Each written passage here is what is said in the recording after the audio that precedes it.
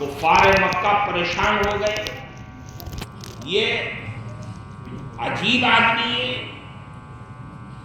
یہ عبداللہ کا یتیم ہے، یہ در یتیم ہے، اور جب زبان اس کی چلتی ہے تو جادوئی اثر رکھتی ہے، اور قوم اپنے آباء و اجداد کے پرانے دین کو چھوڑ کر کے اس کی چوکھٹ پر آ کر کے اپنا سر رکھ دیتا ہے۔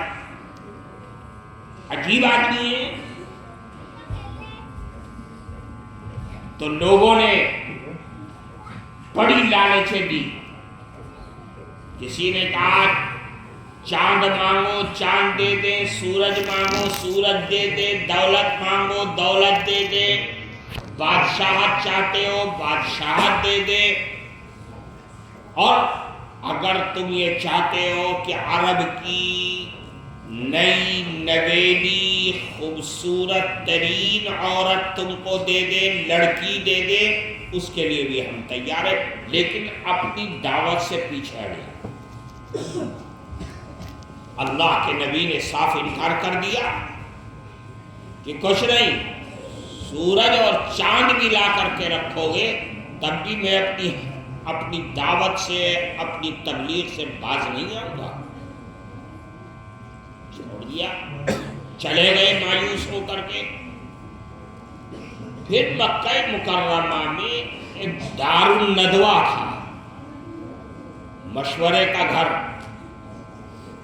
وہاں سارے گرو گھنٹال جمع ہوئے، ابو جہل، عتبہ، شیبہ، نضر بن حارث، فلانا ڈھماکہ، جتنے بڑے بڑے دماغ تھے سب بیٹھے ایک سر جوڑ کر کے۔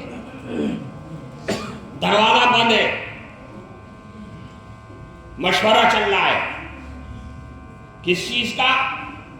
یہ محمد الرسول اللہ جو اپنے آپ کو رسول اللہ کہتا ہے، اس کو کیسے اس کا نام و نشان مٹایا جائے۔ مشورہ چل رہا ہے، اہم مشورہ ہے۔ آج کا دور ہوتا تو ساری دنیا کی میڈیا اسی پر لگ جاتی، وہ تو وہ دور تھا۔ دروازہ بند تھا، ایک آدمی اندر آیا، ابو جہل اس کا سردار تھا، صدارت تو ابو جہل کی تھی۔ کون آدمی ہیں آپ؟ کہاں سے آ گئے؟ شانتی مشن قائم رکھو، شانتی کے ساتھ، میں بتاتا ہوں نا میں کون ہوں۔ اس نے کہا میرا نام ابلیس ہے۔ اب سب کی ہوا خراب ہو گئی، ابلیس یہاں کیسے آ گیا؟ تم ابلیس ہو، تمہارا آیا کیا کام ہے؟ یہ تو انسانوں کا مشورہ ہو رہا ہے۔ جب میں یہی تو دیکھنے آیا ہوں کہ جو کام مجھے کرنا تھا وہ کام آپ لوگ مشورہ کرنے کے لیے بیٹھ گئے ہو کرنے کے لیے، تو میں تو اس میں مشورہ دوں گا نا۔ یہ کام تو میرا تھا، رسول اللہ کو روکنے کا، اللہ کے دین کو پھیلانے سے روکنے کا مشن تو میرا تھا، میں آیا تھا دنیا میں۔ اب میرا کام آپ کر رہے ہیں تو ذرا میں وہ چہرے تو دیکھ لوں۔ اچھا بیٹھیے، تشریف رکھیے۔ وہ بھی بیٹھ گیا ابلیس۔ ہاں، کیا مشورہ آپ لوگ کر رہے ہیں؟ ہم مشورہ یہ کر رہے ہیں کہ ہمارے سر میں درد ہے، نیند حرام ہے کہ محمد، اتنی بات کہ محمد در یتیم ہے، عبداللہ کا یتیم بچہ ہے، باپ کا سایہ نہیں ہے، کوئی طاقت اس کے سر پر نہیں ہے۔ وہ جب زبان کھولتا ہے تو لوگ دیوانے ہو جاتے ہیں اور اس کے چنگل میں پھنستے چلے جا رہے ہیں۔ ہم تو یہ سمجھتے ہیں کہ ہمارے آباء و اجداد کا دین ختم ہو جائے گا اگر یہی چلتا رہا۔ اس کو ختم کرنا ہے کسی بھی طرح سے۔ اچھا کیا مشورہ ہے تمہارا؟ ابلیس تو بہت عقل مند تھا نا، اس نے پہلا مشورہ نہیں دیا۔ اچھا آپ لوگ بتائیے کیسے روکو گے؟ ایک صاحب کھڑے ہوئے کہ میرے ذہن میں ایک بات ہے۔ کیا ہے؟ اس کو جیل میں بند کر دیا جائے اور خوب مارا جائے. کس کو؟ آپ صلی اللہ علیہ محمد الرسول اللہ. اچھا پھر کیا ہوگا؟ ابلیس نے اس پر اٹیک کیا.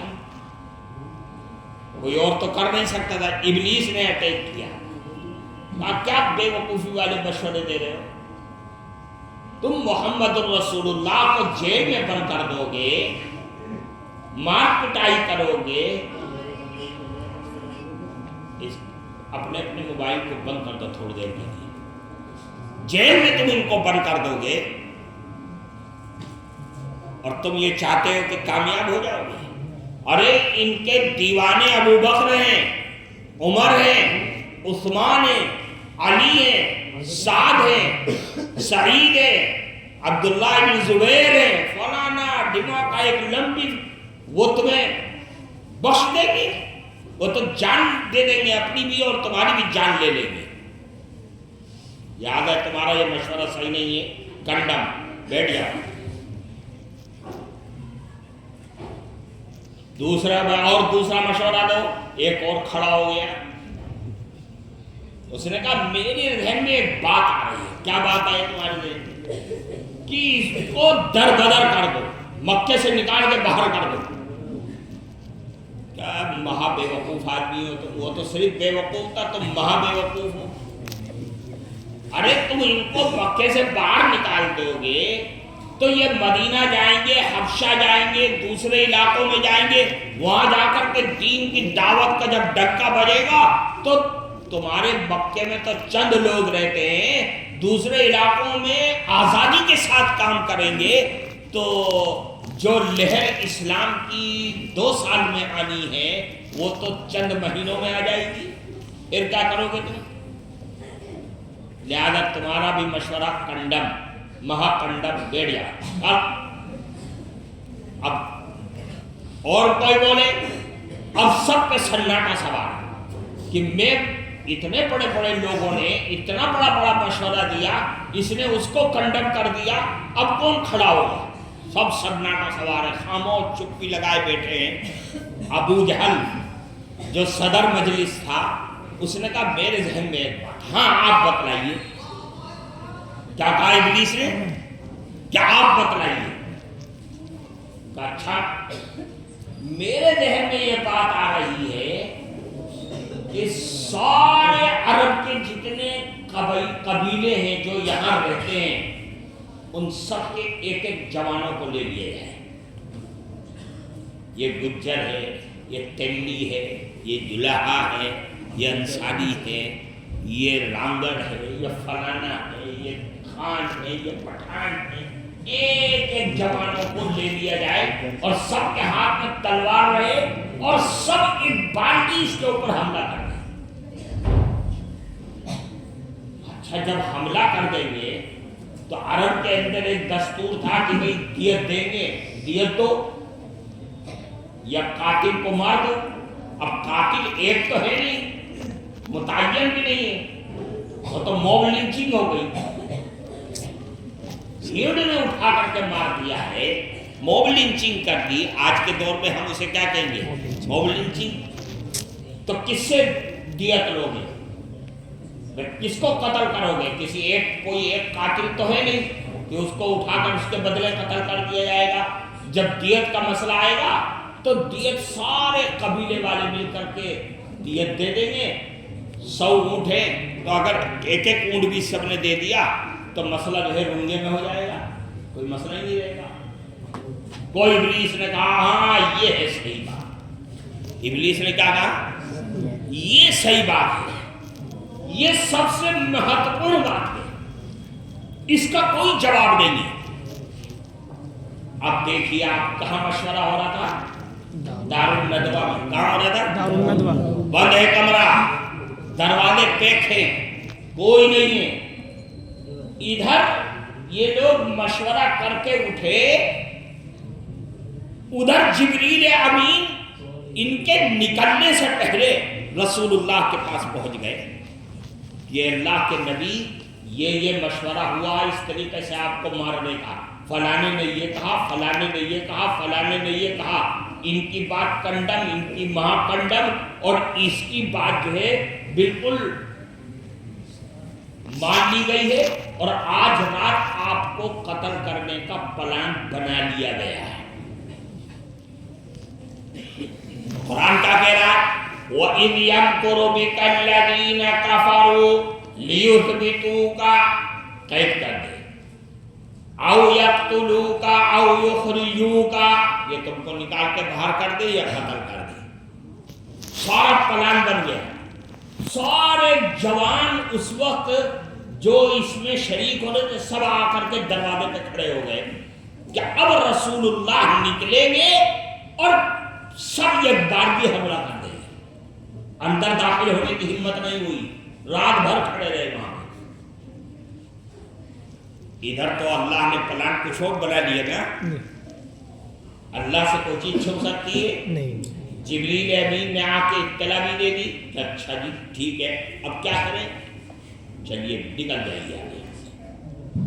اب وہاں سے نکلنا ہے، دروازے پہ تو لوگ کھڑے ہوئے ہیں اور نگاہ جمائے کھڑے ہیں، ایسا تو ہے نہیں کوئی ادھر گھوم رہا ہے کوئی ادھر گھوم رہا ہے، سب ننگی تلوار دیے، بس ہاتھ یوں ہیں، محمد رسول اللہ نکلے اور ہم بوٹی بنا دیں۔ ٹھیک، اللہ کے نبی کو حکم ہو گیا کہ اے نبی آپ ہجرت کر جائیے، نکل جائیے یہاں سے۔ ہجرت کا حکم ہو گیا۔ اب ہجرت کا حکم ہو گیا ہے، نکلے تو کیسے نکلے؟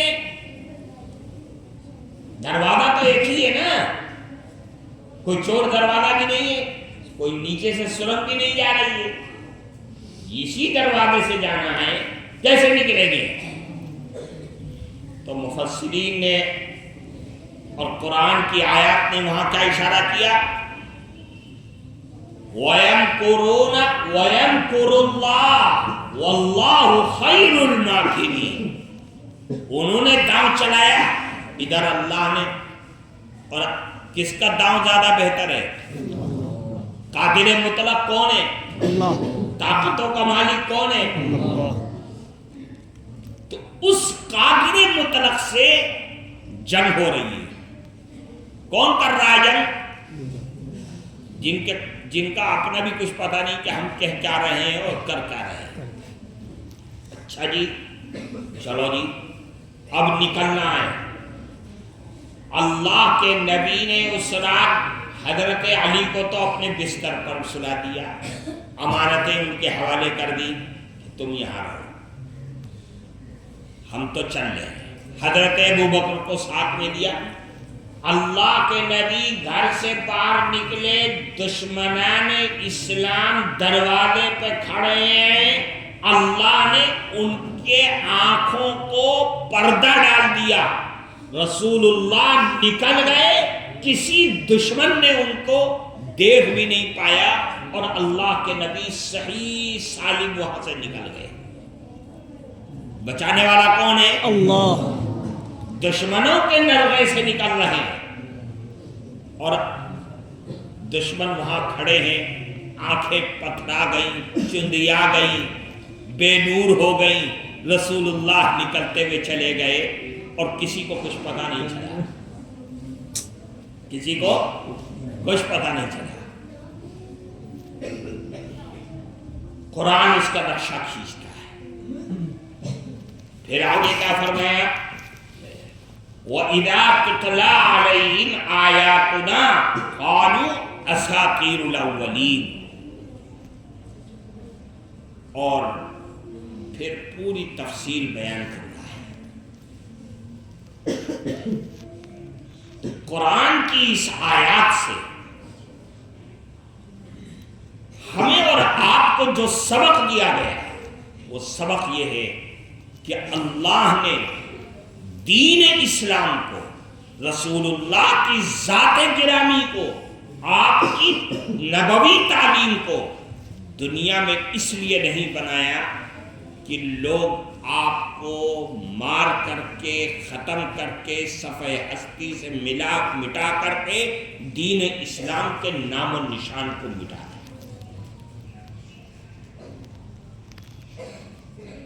دین اسلام کو مٹا دیں، یہ نہیں ہے۔ اگر دین اسلام مٹنے کی تھوڑی سی بھی للک رکھتا تو اس دن مٹ چکا ہوتا جس دن رسول اللہ کے گھر پر دشمنان اسلام کھڑے ہوئے تھے تاپ میں قتل کرنے کے لیے، جہاں ابلیس بھی شریک تھا۔ اللہ نے سب کی ساری حرکتوں پہ پانی ڈال دیا۔ تو میرے بھائیوں، آپ جس دین کو سیکھ کر کے یہاں سے گئے، جس دین کو ماننے والے ہیں، وہ دین ہمیشہ سے باقی رہنے والا ہے اور اس کو کوئی ختم نہیں کر سکتا۔ بڑے بڑے دشمنان اسلام پیدا ہوئے اور انہوں نے اپنی ساری محنت اور کوششوں کو رکھ دیا، لیکن کوئی مٹا نہیں سکا۔ آج 1400 سال ہو گئے، دین بھی زندہ ہے، قرآن بھی زندہ ہے، اسلام بھی زندہ ہے، مسلمان بھی زندہ ہے۔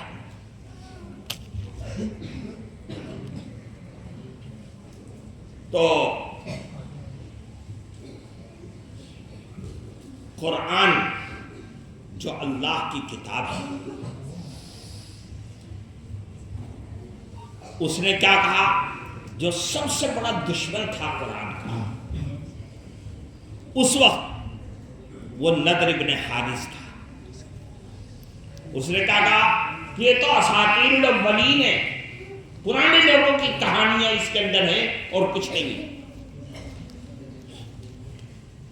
لیکن قرآن کیا کہتا ہے کہ قوم عاد، قوم ثمود، قوم لوط، قوم فرعون اور اس کے تمام واقعات، حضرت یوسف اور انبیاء کرام کے واقعات سب موجود ہیں، لیکن وہ واقعات نرے واقعات نہیں ہیں، بلکہ ان واقعات کا مقصد یہ بتلانا ہے کہ جنہوں نے اللہ اور اس کے نبی کی مانی، اللہ نے نجات عطا فرمایا، اور جنہوں نے نہ مانی، اللہ نے ان کو غرق کر دیا، دفن کر دیا، اور پہاڑوں کو اٹھا کر کے ان کے اوپر ڈال کر کے ان کی چٹنی بنا دی۔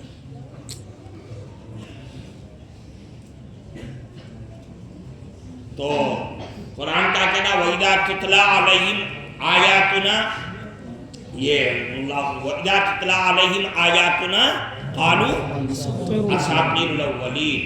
آگے کیا ہے؟ وَقَالُوا أَسَاطِيرُ الْأَوَّلِينَ، آگے کیا ہے؟ درو درو درو درو وَإِذْ قَالُوا اللَّهُمَّ إِنْ كَانَ هَذَا هُوَ الْحَقَّ مِنْ عِنْدِنَا فَأَمْطِرْ عَلَيْنَا حِجَارَةً مِنَ السَّمَاءِ أَوِ ائْتِنَا بِعَذَابٍ أَلِيمٍ۔ تو اس نے کیا کہا؟ اگر یہ قرآن برحق ہے کہ یہ اللہ کی طرف سے اللہ کا کلام ہے جیسا کہ محمد کہتے ہیں، تو میں کہتا ہوں کہ یہ قرآن نہیں ہے۔ اگر میں سچا ہوں اور جھوٹا ہوں میں اپنے وعدے میں، دعوے میں، تو اللہ ہم پر عذاب مسلط کر دے ہیں، یا پہاڑ اٹھا کر کے ہم پر ڈال دے، ہماری زندگی ختم ہو جائے، نیست و نابود ہو جائے۔ کیوں نہیں کرتا اس طرح؟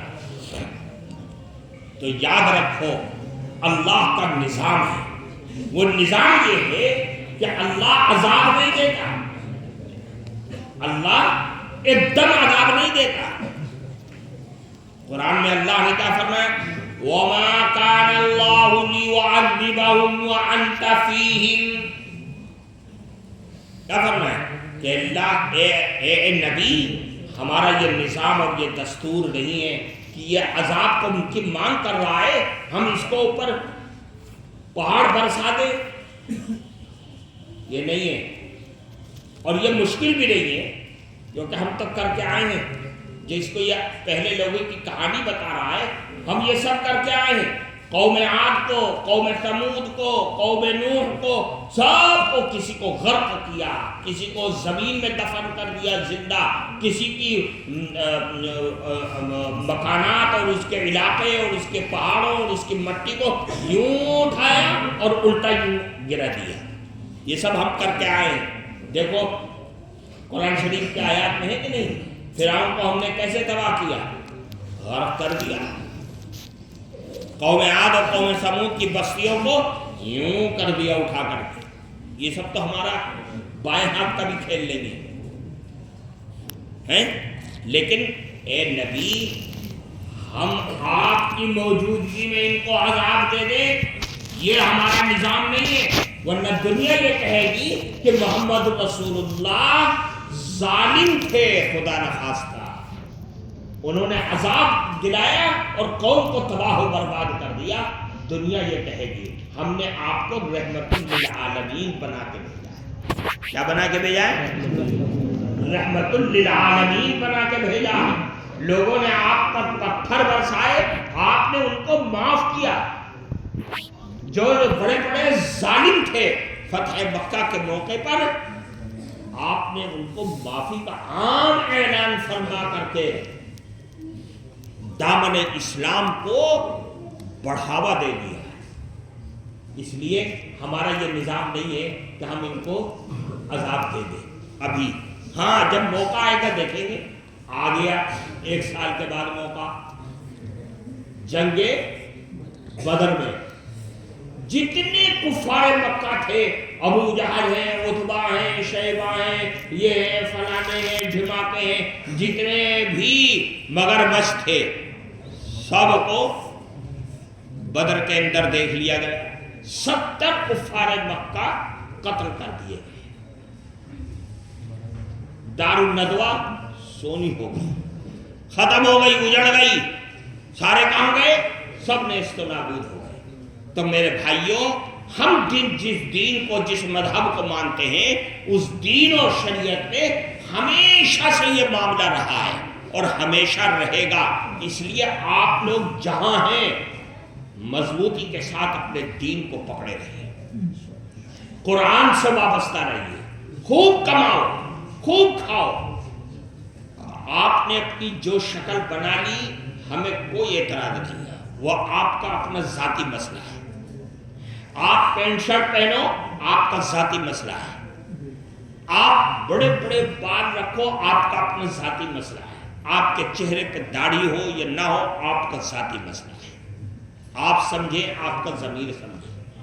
لیکن اگر اپنے دین، اپنے قرآن، رسول اللہ کی تعلیم سے ہٹو گے تو دنیا کے ہاتھوں تم تباہ و برباد کر دیے جاؤ گے۔ یہ یاد رکھ لیجیے گا، دنیا کے ہاتھوں ختم کر دیے جاؤ گے، کوئی نہیں برداشت کرے گا۔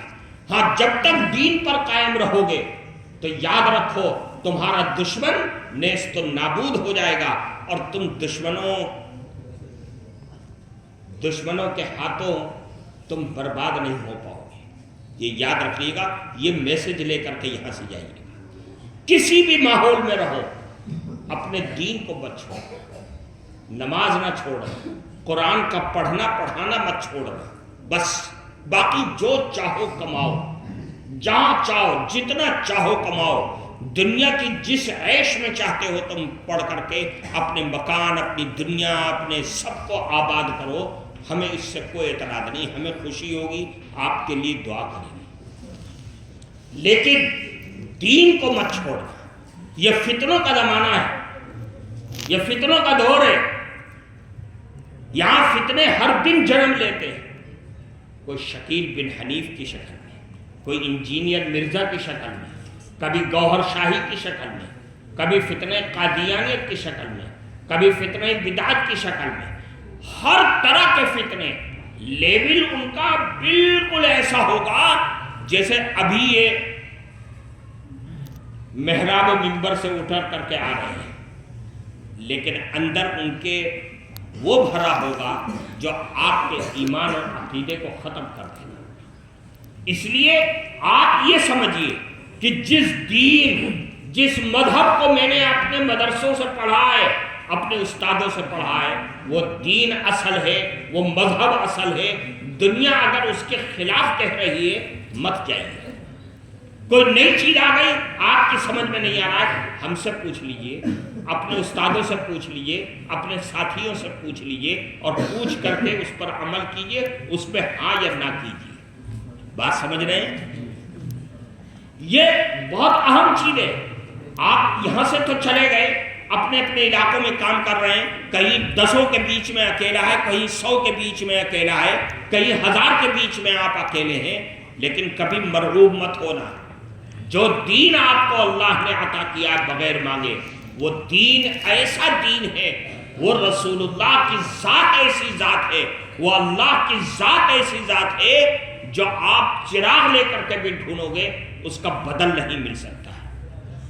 اس لیے آپ بہت مضبوطی کے ساتھ جہاں رہو وہاں کام کرو، محنت کرو، کوشش کرو، اپنے دین سے لگے رہو، اور جو دین کے اوپر فتنے آنے والے ہیں آپ اس سے گھبرائیے گا مت، دل میں ملال مت کیجیے گا، کیونکہ یہ رسول اللہ کے ساتھ ہو رہا ہے۔ اسی لیے میں نے قرآن کی آیت پڑھ کے ان کو تو قتل کرنے کی سازش بنائی، ان کو کیا کیا کرنے کی، ان کی آواز کو، ان کی دعوت کو، ان کے دین کو دبانے کے لیے کوئی کسر نہیں چھوڑی، ابلیس تک مل گیا۔ میں نے آپ کے سامنے ابھی اس کو بیان کیا۔ اس لیے آپ جہاں رہیں بہت مضبوطی کے ساتھ رہو۔ مجھے اس سے کوئی اعتراض نہیں ہے کہ آپ کیا پہن رہے ہو، کیا کر رہے ہو، شکل کیسی آپ کی نہیں ہے، مجھے کوئی اعتراض نہیں ہے، وہ آپ کا اپنا ذاتی میٹر ہے۔ دین پر قائم رہو گے، اسلام پر قائم رہو گے، قرآن سے رشتہ اپنا مضبوط کر کے رہو گے، تو یاد رکھنا آباد رہو گے اس دنیا کے اندر، اور جس دن قرآن سے رشتہ آپ کا ختم ہو گیا، دنیا کی کوئی طاقت آپ کو چھوڑے گی نہیں، تباہ و برباد کر دے گی۔ اس لیے جو ناظر خواہ ہیں یا حافظ قرآن ہے، حافظ قرآن کی ذمہ داری بڑھ جاتی ہے، ناظر خواہ ان کی بھی ذمہ داری بڑھ جاتی ہے، بڑھی بھی ہے۔ آپ روزانہ کا معمول بنائیں کہ ہمیں قرآن پڑھنا ہے، اور پڑھ کر کے پھر دوسرا کام کرنا ہے، چاہے آپ پاؤ پارا پڑھو، نہ پڑھو ایک پارا، لیکن پڑھنا ہے، ہر حال میں پڑھنا ہے، اس میں کوئی سمجھوتا مت کرنا، اس میں کوئی سمجھوتا نہیں ہونا چاہیے، ہر حال میں پڑھنا ہے، چاہے پاؤ پڑھو، رکوع پڑھو، کوئی حرج نہیں، لیکن پڑھنا ہے تو پڑھنا ہے، اس کے بغیر نہ کھانا ہے نہ کام ہے۔ یہ نظام اپنے گھر کا آپ بنا لیجئے۔ اگر آپ اس نظام پر قائم رہیں گے تو آپ کے آنے والی نسلیں اسی نظام کو دیکھ کر کے آپ سے زیادہ محنت اور کام کرنے کی کوشش کریں گے۔ یہ آپ کا سبق ہے جو ہم نے آپ کو یہاں سے دیا ہے، جو آپ یہاں سے پڑھ کر کے، میرے بچوں، دنیا میں کچھ نہیں رکھا، دنیا کوئی چیز نہیں۔ ہمارے اس مدرسے میں پڑھنے والے بچے بہت سے ہیں جو دنیا چھوڑ کے چلے گئے ہیں، چلے گئے، ہم لوگ بھی چلے جائیں گے۔ آج آپ کے سامنے ہم لوگ بیٹھے ہیں، پتہ نہیں کل رہتے ہیں کہ نہیں رہتے ہیں، کوئی زندگی کا کچھ بھروسہ نہیں ہے۔ جانا سب کو اللہ کے پاس ہے، آج یا کل، کل یا پرسوں، پرسوں یا ترسوں، سب کو جانا ہے، لیکن دین کی سلامتی کے ساتھ جاؤ، ایمان اور عقیدے کے مضبوطی کے ساتھ جاؤ، یہ ہے کام کی چیز۔ اس کے بغیر جاؤ گے تو یاد رکھو دنیا تو برباد گئی، آخرت بھی اور قبر کی منزل بھی برباد ہو جائے، وہ مت برباد ہونے دینا۔ چاہے دنیا لٹ جائے، عزت آبرو لٹ جائے، لیکن آخرت کو برباد ہونے مت دینا۔ میری بات سمجھ میں آ رہی ہے؟ آخرت برباد مت ہونے دینا۔ اس کی بربادی بس یوں سمجھ لیے کہ اگر آخرت ہماری برباد ہو گئی تو پھر کچھ کام نہ آئے گا، نہ قرآن کام آئے گا، نہ رسول اللہ کی ذات کام آئے گی، نہ مدنی مدرسہ کام آئے گا، نہ ہم لوگ کام آئیں گے، سب پھنسے کھڑے ہو جائیں گے۔ ہاں، دنیا لٹ جائے گی، برباد ہو گئی، خدا نہ خواستہ کسی ہاتھ سے ہم اور آپ سب آپ کے کام آ جائیں گے۔ اگر ایک ایک روپے بھی دیں گے تو انشاءاللہ تمہاری زندگی اس لائق ہو جائے گی کہ آپ کہیں کھڑے ہو جاؤ۔ نہیں سمجھ میں آ رہی؟ لیکن آخرت برباد ہو گئی تو ہم میں سے کوئی کسی کا کام نہیں آئے گا۔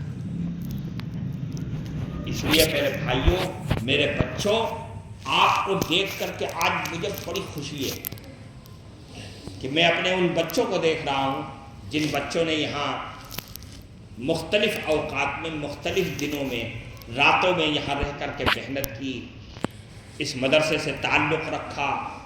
کسی نے قرآن حفظ کر لیا، کسی نے ناظرہ کیا، کسی نے آدھا کیا، کسی نے پورا کر لیا۔ آج اللہ کا شکر ہے آپ اپنے اپنی جگہ پر آباد ہیں۔ کوئی ڈاکٹری کر رہا ہے، کوئی ڈاکٹری کر کے کلینک کھولے بیٹھا ہوا ہے، کوئی لا کر رہا ہے، کوئی وکیل بننے کی اس میں دوڑ میں ہے، کوئی 12ویں کرنے کے بعد اور آگے اپنے پڑھائی چالو کیے ہوئے ہے، کوئی امامت کر رہا ہے۔ جو جس لائن میں گیا ہے وہ اس لائن میں محنت کر رہا ہے۔ کہیں بھی رہو، کسی بھی لائن میں رہو، فتنوں سے ہوشیار رہنا، بس یہی ایک میری آپ سے گزارش ہے۔ فتنوں سے ہمیشہ ہوشیار رہنا۔ فتنے بہت چمکدار انداز میں آپ کے پاس آئیں گے،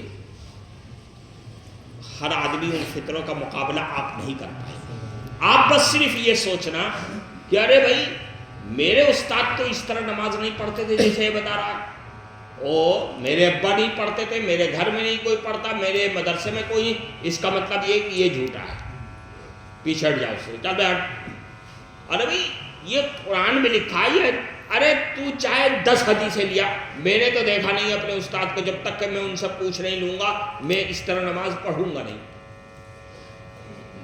وہ قرآن و حدیث کے حوالہ لے کر کے آئے گا، آپ اس کا مقابلہ نہیں کر سکتے ہیں اگر، تو بس اس سے اس طرح سے پیچھے ہٹا لیجئے کہ میں نے تو اپنے استاد کو دیکھا ہی نہیں، میرے مدرسے میں تو اس طرح نہیں سکھایا مجھے، میں نے اپنے ماں باپ کو بھی اس طرح نہیں دیکھا، اپنے محلے میں بھی، اس کا مطلب تو جھوٹا ہے، ہٹ جائے ایسے پیچھے ہٹ۔ نہیں سمجھ میں آ رہی؟ کرنے والی ذات اللہ کی ہے،